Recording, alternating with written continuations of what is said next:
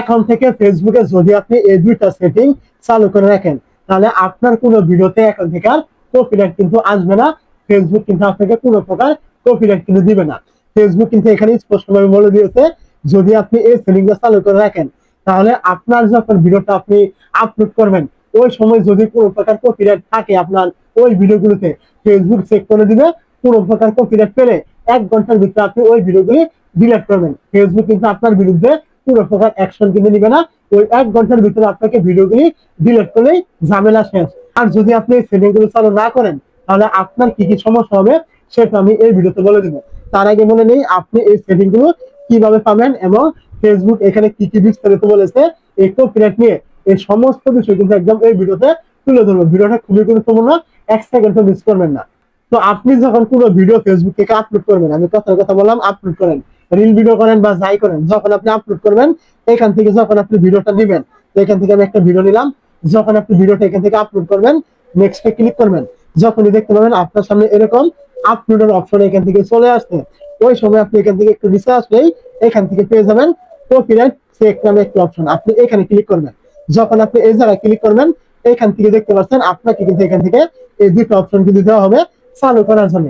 তো এই দুটো অপশন চালু করলে আপনার কি সুবিধা হবে এবং না করলে অসুবিধা হবে, এটা আমরা একদম বাংলাতে ট্রান্সলেট করে দেখবো যে ফেসবুক এখানে কি বলেছে। দেখতে পাচ্ছেন আমি এখান থেকে কিন্তু বাংলা করে ফেলেছি। ফেসবুক এখানে বলেছে, যদি আপনি এই কপিরাইট চেক এই অপশনটা চালু করে রাখেন, তাহলে আপনার যোগ্য ভিডিওগুলি কপিরাইট যুক্ত কন্টেন্টের জন্য স্ক্যান করা হবে। যদি কপিরাইট যুক্ত কন্টেন্ট পাওয়া যায়, তাহলে আপনার ওই ভিডিওগুলি অন্যদের দেখানোর আগেই আপনাকে কিন্তু নোটিফাই করবে যে এই ভিডিওগুলোতে আপনার কপিরাইট আছে, তুমি এই ভিডিওগুলি ডিলিট করো। 1 ঘন্টার ভিতরে আপনি এটা ডিলিট করতে পারবেন, মানে 1 ঘন্টার সময় আপনাকে দেওয়া হবে। যদি এই 1 ঘন্টা পার হয়ে যায়, তাহলে কিন্তু আপনি এর জন্য কিন্তু কপিরাইট স্ট্রাইক বা কোনো রকম কপিরাইট ইস্যু কিন্তু চলে আসবে। ফেসবুক কিন্তু এটা এখান থেকে বলে দিয়েছে। তো এখন আসি, যদি আপনি এটা চালু না করে ভিডিও আপলোড করে দেন, এটার জন্য কিন্তু ফেসবুক এখানে বলে দিয়েছে। দেখতে পাচ্ছেন, যদি আপনি এটা চালু না করেন, যদি চালু না করে ভিডিওগুলি আপলোড করেন, তাহলে যদি কোনো প্রকার আপনার ভিডিওগুলোতে কপিরাইট যুক্ত কন্টেন্ট থাকে, মানে ফেসবুক স্ক্যান করে পায়, তাহলে কিন্তু আপনার বিরুদ্ধে মানে যথাযথ কিন্তু মানে পদক্ষেপ কিন্তু নিবে ফেসবুক।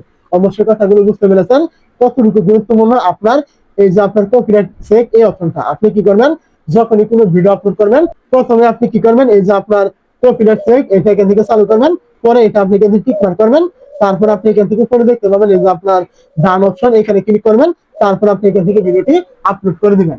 আপনার কোন রকম কপিরাইট থাকলে ফেসবুক আপনাকে 30 সেকেন্ডের ভিতরে কিন্তু বলে দিবে যে এটাই কপিরাইট আছে। আর যদি না থাকে তাহলে নেই। তাহলে অবশ্যই আপনি এটা করলে এখন থেকে আপনার হুট করে কপিরাইট আসতো, মনিটাইজ চলে গেত, কোন রকম ইস্যু চলে আসতো, এরকম কিন্তু আর এখন থেকে আর হবে না।